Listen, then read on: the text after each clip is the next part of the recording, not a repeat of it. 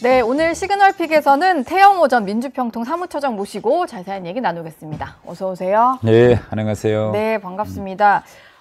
지금 김정은 북한 국무위원장이 오늘 오후쯤이면 베이징에 도착을 할 것 같아서 그 얘기를 좀 위주로 여쭤볼까 하는데 이례적으로 오늘 북한에서 출발 사실과 사진 몇 장, 그 국경 통과했다 이런 거를 빠르게 보도를 했더라고요.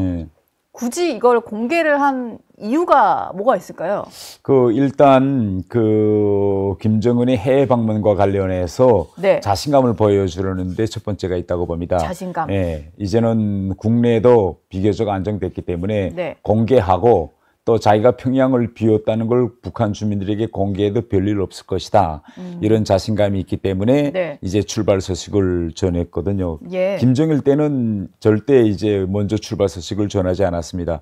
그런데 김정은 때에 들어와서 2019년 2월 하노이 정상회담 때 이제 출발했다는 소식을 미리 알렸고 이번에 이제 두 번째인데 그만큼 국내 이제 정치에 자신감을 보여주는 그런 이제 표현이라고 볼 수 있겠습니다. 국내 정치의 자신감, 비워도 괜찮다, 문제가 없다.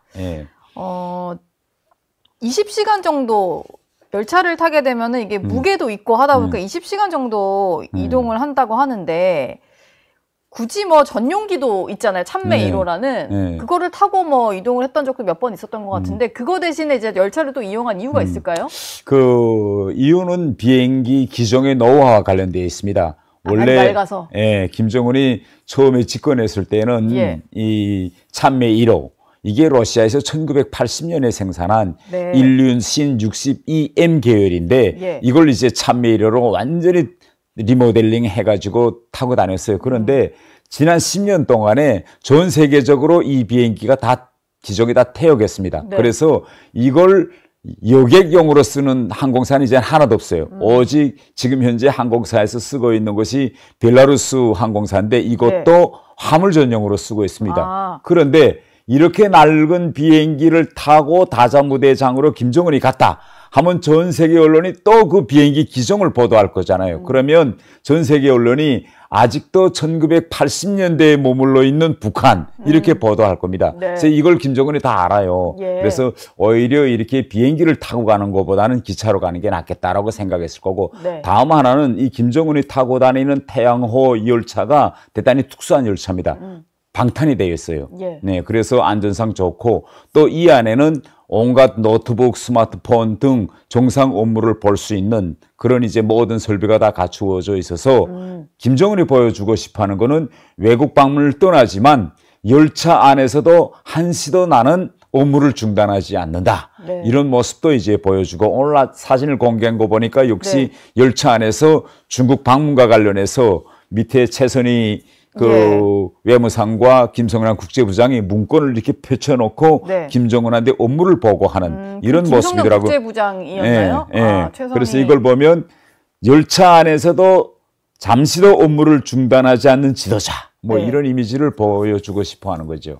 제가 좀 잠시 뒤에 여쭤볼까 했었는데 오늘 어쨌든 동행하는 이제 참모진과의 뭐 열차 안에서 회의를 하는 듯한 모습 뭐 이런 것도 공개가 됐잖아요. 근데 이번에 가장 또 관전 포인트라고 할 만한 게 딸 주애와 함께 동행을 할 거냐 이거 같아요. 근데 오늘 아침에 공개된 사진에는 일단 모습이 보이진 않았는데 뭐 만약에 같이 간다고 해도 오늘 뭐 이렇게 미리 공개를 한다기보다는 깜짝 공개를 할 가능성이 있겠죠? 네, 그렇죠. 그런데 이 국내에서 김주애를 공개하는 거하고 해외에서 중국 간부들과의 공식 석상에서 김주애를 등장시키는 건 대단히 다른 의미입니다.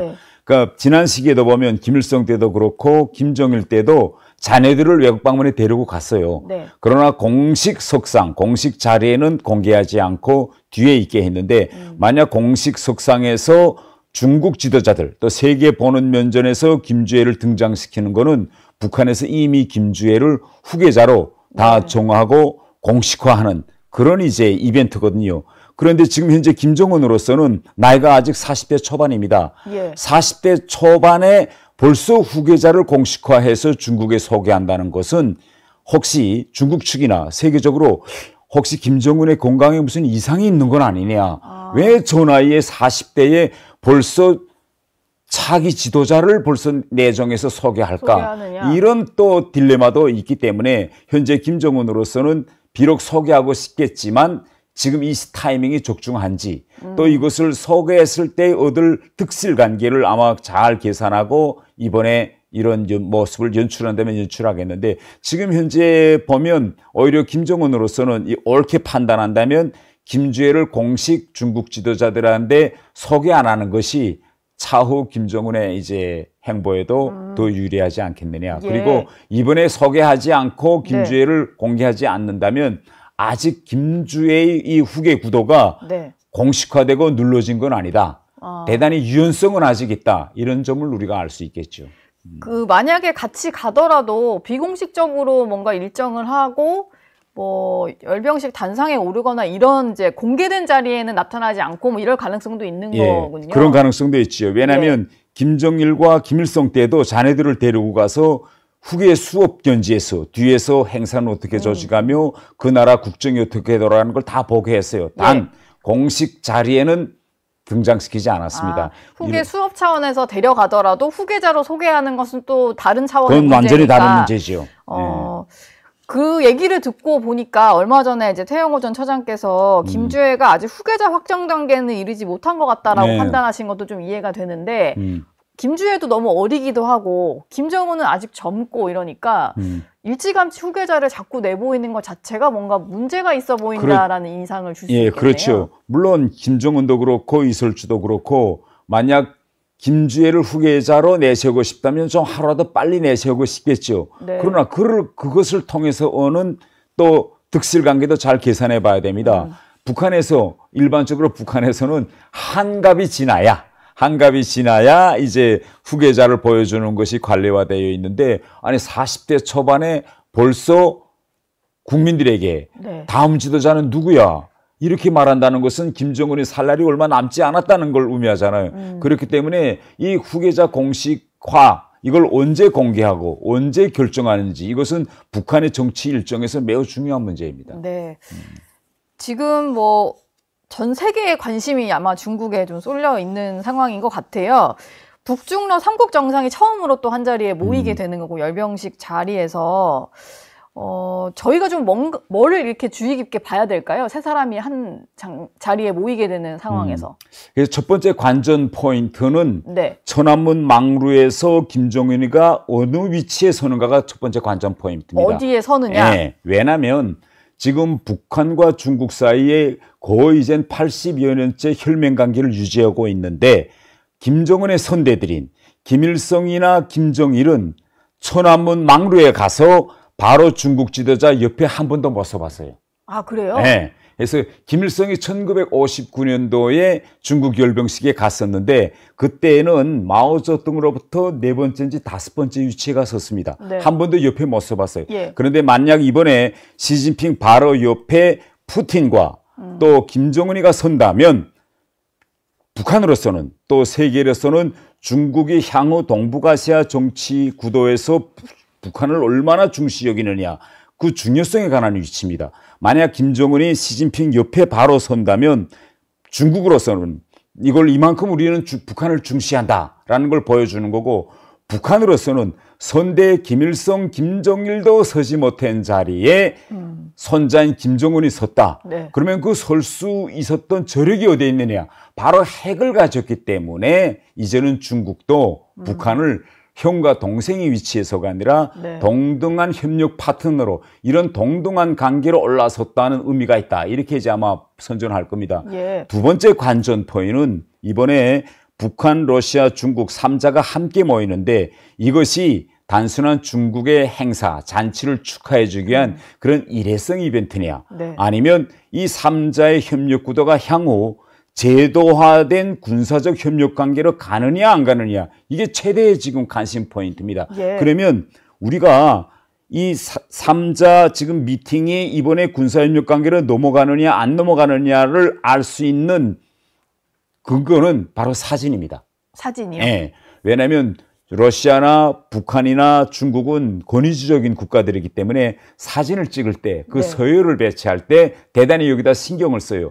그런데 이번에 3국 정상이 만나는데 군복을 입은 혹은 군복을 입지 않았더라도 군부 출신인 국방상이라든가 이런 사람들이 서열로 배치돼서 들어간다는 건 그들이 논의 주제에 군사협력 문제가 들어간다는 겁니다. 아, 주변에 군복 입은 사람 있는지 잘 봐야겠네요. 잘 봐야 되죠. 예. 혹은 군복을 벗었다 해도 국방상. 아, 어떤 인물인지, 네, 어떤 인물이 입었는지. 두 번째에 서느냐가 대단히 중요해요. 근데 예. 오늘 북한이 공개한 사진에는 아직까지는 군부 인물이 없습니다. 네. 군부 인물이 없다는 거는 이번에는 군사협력 문제는 아니다라는 걸 알 수 있는데, 만약 짜장하고 행사 당일날 러시아도 중국도 북한도 다 군사 부문 담당자를 거기다 참가시킨다면 네. 이번은 일회성 이벤트성 모임이 아니라 향후 북중로 삼각관계를 군사협력관계로 더 승화시켜 가겠다라는 예. 메시지, 네. 또 실질적인 내용을 토의하는데, 이것이 우리가 북중로 삼각관계와 또 우리 한미일 협력관계를 비교해 봤을 때 네. 한미일의 협력, 우리는 이미 동맹관계에서 군사적 협력 공조까지 우리는 갔어요. 그리고 제도화되어 있습니다. 그래서 항상 한미일이 모일 때는 정치 경제적인 문제뿐만 아니라 안보 문제까지도 다룹니다. 네. 그런데 북중로는 아직까지 이런 군사 문제는 서히 모여서 다뤄본 적이 없고 예. 3자 미팅도 없었거든요. 네. 그런데 이 나라들은 다 권위주의 국가입니다. 지도자가 결심만 하면 우리가 수십 년 동안 했던 군사안보 협력 관계를 1, 2년 사이에도 만들어낼 수 있는 그런 제도적인 구조가 되어 있기 때문에 네. 두 번째 관전 포인트는 3자가 만날 때 거기에 군사부문을 다루는 인물이 들어가느냐 안 들어가느냐 사진을 네. 우리가 잘 봐야죠.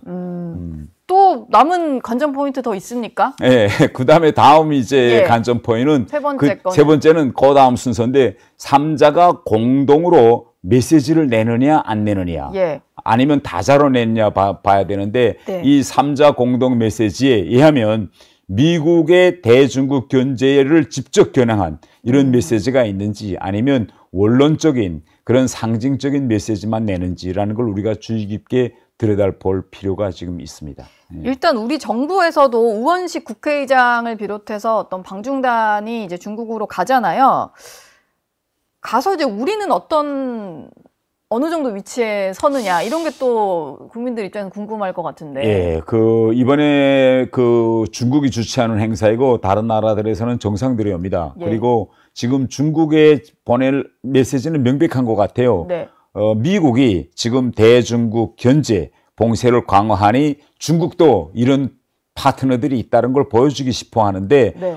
미국과 동맹 관계에 있는 우리나라에서 국회의장이 갑니다. 가기 때문에 좀 우리는 남의 잔치에 좀 둘러리러 가는 그런 이제 모양새가 이제 저는 강하다고 봅니다. 네. 그래서 이번에 가서 우리 그 국회의장이 김정은이나 푸틴과 조우할지 또 그런 뭐 간단한 의례적인 메시지가 오고 갈지는 모르겠지만 대단히 우리가 노는 역할은 그 행사에서 부차적일 수밖에 없는. 부차적일 수밖에 없고. 뭐 마주치더라도 그냥 이제 정말로 그걸 그냥 스쳐 지나가듯이 하는 정도일 수밖에 없고. 예. 뭔가 간단한 대화 같은 걸 나눌 글쎄요. 상황은... 아무래도 다자 무대에서는 통상적으로 인사나 주고받는 그런 의례적인 일은 항상 발생합니다. 그래서 예. 인사 정도는 가능하겠지만 네. 구체적으로 호상 예하면 상대 정상에게 메시지를 전달해 달라는 것 같은 그런 네. 깊이 있는 대화는 저는 이루어지지 않을 것이라고 저는 생각해 봅니다. 예. 지금 이제 조현 외교부 장관 같은 경우는 예. 북한이 이렇게 중국의 열병실 참석하고 다자 외교 무대에 나서는 것에 대해서 러시아의 한계를 알고 또 소원해진 중국과의 관계를 복원시킬 기회를 보고 있었던 거다. 이렇게 좀 분석을 하던데 이건 좀 제대로 해석을 한 거라고 보시나요? 네, 전체적인 맥락에서는 제대로 평가한 것이라고 봅니다. 네. 단 이제 표현이 복원이라는 표현을 썼는데 네. 북한은 이미 이런 상황을 다 예견하고 치밀하게 계산했다고 저는 봅니다. 왜냐하면 북한에 있어서 러시아와 중국의 위치와 역할은 완전히 다르거든요. 네.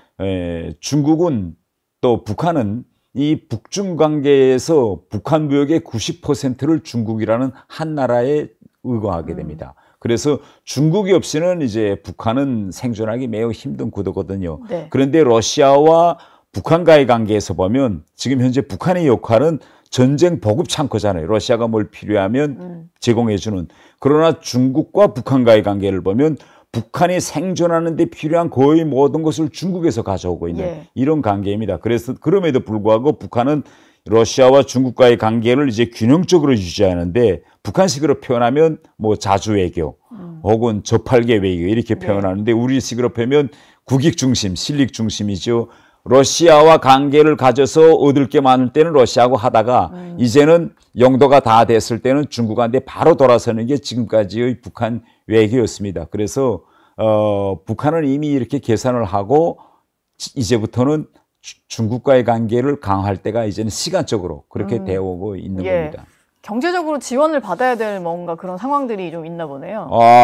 우선 북한에서 쓰고 있는 또 북한이 이용하고 있는 모든 수입품의 90%를 중국에서 들어와야 되기 때문에 중국에 의하면 삐진다면 북한으로서는 대단히 큰일이죠. 그러나 아직까지 중국은 뭐 북한이 러시아에 그렇게 가까이 다가가는 것에 대해서 뭐 별로 달갑지는 않지만 그렇다고 해서 북한에게 압력을 가하거나 또 이제 제재를 하거나 이런 일은 아직까지 일어나지 않았기 때문에 이게 북중러의 밀착은 뭐 한미일 3국 공조를 지난 정부 때부터 좀 공고하게 해왔던 우리 정부 입장에서는 상당히 신경 쓰이는 일이 아닐 수가 없는데 그러다 보니까 이제 우리 정부는 이번에 어떤 3국 간의 만남에서 어떤 결과가 나올지도 좀 보고 있는 것 같고 특히 이제 10월에 경주에서 열릴 에이펙 정상회담을 계기로 해서 약간 트럼프 미국 대통령과 김정은 위원장과의 만남을 좀 어떻게 주선해 볼 수도 있지 않을까 이런 구상도 있는 것 같은데요. 시간적으로 지금 너무 박두했습니다. 10월이 당장인데 일단 10월에 이제 물론 트럼프 대통령으로서는 그 어떤 평화 중재자의 역할을 하고 싶겠죠. 그런데 그러한 역할을 하려면 우크라이나 전쟁이라는 큰 문제가 먼저 해결돼야 됩니다. 우크라이나 전쟁이 계속되는 한 러시아와 북한과의 군사협력이 지속될 수밖에 없고 이런 협력이 지속되면 김정은이가 아페크 정상회담에 트럼프를 만날 이유가 없거든요. 그런데 이제 10월 달에 당장이기 때문에 시간적으로 너무 이제 박두했고 다른 하나는 지금 김정은은 트럼프라는 이런 큰 지도자를 만나는 것보다는 푸틴하고 지금 만나서 여러 가지 얻는 득이 더 크기 때문에 그렇게 2018년처럼 미국을 만나야 할 절실함, 급박감이 없죠. 그래서 이렇게 김정은을 향후 북미 정상회담으로 나오게 하려면 대단히 힘들 겁니다. 뭐 에이펙 때 트럼프 대통령은 당연히 이제 방한을 할 거니까 그 계기로 해서 뭐 판문점으로 가서 거기서 또 회담을 한다거나 이런 깜짝 회담 성사 가능성도 좀 희박하다 보시나요? 가장 중요한 거는 이제 북한은 명백합니다. 트럼프에게 보내는 메시지가 회담하더라도 비핵화 문제는 논의 안 하겠습니다. 이거거든요. 그런데 미국 같은 경우에는 비핵화를 내놓고 북한과 뭘 논의하지 이 명백치 않아요. 그리고 미 국내에서 보면 지금 미국 정부, 행정부는 명백합니다. 앞으로 북미 정상회담이 열리면 그 목표는 곧 북한이 비핵화 문제를 논의해야 된다. 이게 미 행정부의 입장인데 트럼프 대통령은 그렇게 말 안 해요. 트럼프 대통령 아직도 김정은을 만나서 비핵화 문제를 논의할 거야 이런 말을 안 하고 오히려 트럼프 대통령은 핵을 가진 나라와는 잘 지내야 돼 이렇게 미 행정부에서 서로 대통령과 행정부가 보낸 메시지가 지금 다르거든요. 그래서 북한으로서는 만약 미국이 북미 정상회담을 바란다면 실제 메시지가 뭐냐 트럼프 대통령이 말하는 것처럼 핵을 가진 북한과 잘 지내는 그런 회담을 할 건지 아니면 비핵화를 하는 그런 회담을 할 건지 만약 비핵화 회담을 하면 안 나가겠다. 그러나 트럼프 대통령이 이야기하는 것처럼 핵을 가진 북한과 잘 지내는 협상을 하겠다라면 나오겠다. 이런데 여기에 대해서는 미국도 지금 매우 애매한 입장을 취하고 있기 때문에 요 아페크 정상회담이 열리는 요 한 달 기간에 이걸 미 국내에서 정립한다. 저는 그걸 아직 정립하는 데는 상당한 시간이 걸릴 거라고 보고 있습니다. 뭔가 그런 명확한 메시지 정리부터 좀 해결이 돼야 만나는 게 좀 필요하겠네요. 마지막 질문을 좀 드리겠습니다. 뭐 이재명 정부 들어선 이후에 여러 가지 대북 심리전과 관련해서 중단된 것들이 많은데 국군에서 하던 자유의 소리 라디오 방송도 어제자로 중단이 됐거든요. 이게 남북 긴장 완화 조치다라고 얘기는 하고 있는데 북한에서는 별로 호응도 안 하고 하는데 계속 이렇게 중단만 하는 거 괜찮을까요? 이런 이제 대북 방송 중단에 대해서 북한이 즉각적으로 감사합니다, 뭐 환영합니다 이런 입장 발표는 하지를 않을 거예요. 왜 하지 않을까 하면 북한이 보고 있는 근본적인 문제와 부차적인 문제가 있습니다. 그런데 북한이 지금 계속 우리한테 요구하고 있는 근본적인 문제는 한미 간의 군사적 협력, 연합훈련 이런 걸 중지해라. 군사적 움직임을 중지해라. 이게 네. 북한이 항상 요구하고 있는 기본인데 이걸 하지 않고 대북방송 이런 걸 중지하는 건 북한에는 큰 의미가 없다. 이렇게 간주하기 때문에 본류 말고 지류를 자꾸 건드리는 그러니까 거군요. 그렇기 때문에 북한이 여기에 대해 즉각적인 호응은 제가 하지 않을 거로. 그러나 단 내부적으로 볼 때에는 네. 이거 이재명 정부가 계속 이렇게 북한을 향해서 유화적인 제스처는 취하고 있네라는 메시지는 아마 충분히 갈 거다. 저는 이렇게 이제 생각합니다. 그래서 이런 지리와 같은 대북 방송 전단이다 뭐 중지라든가 전단 금지라든가 이런 걸 했다고 해서 북한이 그 어떤 전향적인 모습이나 자세를 보인다 이건 아닙니다. 정부의 어떤 대북 정책 방향에 대해서는 좀 어떤 평가를 하시겠어요? 몇 달 안 되긴 했습니다만. 그 여러 가지 북한을 향해서 유화적인 제스처도 되고 이제 대화도 이제 하자고 계속 하는데 물론 한반도의 평화를 이제 유지하는 데서 북한과 협상과 대화 이것도 대단히 중요하죠. 우리는 어떻게 하나 평화를 이제 유지해 가지고 경제라든가 민생을 안정시켜야 하는 이런 이제 급박한 이런 문제가 있는 것도 사실이고 그러나 총체적으로 장기적인 이런 관점에서 놓고 보면 이 남북 간의 앞으로 우리 민족의 수건 사업인 통일이라든가 또 다시 이제 우리가 하나가 되는 이런 전반적인 큰 문제가 있습니다. 그런데 현 정부가 들어와서 북한이 주장하고 있는 적대적인 국가론 이에 대해서 뭐 통일이라는 이런 표현을 앞으로 점차 쓰지 않는 이런 내용이라든가 또 일방적으로 너무나 많은 유화적인 그런 메시지나 조치만 일방적으로 계속 취하면 북한에 오판도 줄 수 있기 때문에 저는 좀 속도 조절을 좀 하고 그다음에 가장 중요한 거는 우리의 그래도 최종적인 목적은 남과 북이 하나가 되고 통일이 되는 이런 메시지까지 내려놓는 거는 저는 이건 너무나 나가는 거다. 그래서 결국은 북한은 적대적인 두 개 국가론, 지금 현 정부는 평화적인 두 개 국가론, 이렇게 두 개 국가와 가는 이런 접점을 자꾸 모색하려는 이건 대단히 위험한 발상이고 접근법입니다. 우리는 어떤 경우에도 두 개 국가로 갈라지고 분단을 고착화 하는 이런 여러 가지 정책 그런 방향으로 가는 것은 저는 옳지 않다 이렇게 생각합니다. 알겠습니다. 지금까지 태영호 전 민주평통 사무처장 모시고 얘기 나눴습니다. 오늘 말씀 고맙습니다. 예, 고맙습니다. 저희 영상 많이 시청해 주시고요. 좋아요, 구독, 댓글, 알림 설정 꼭 부탁드리겠습니다.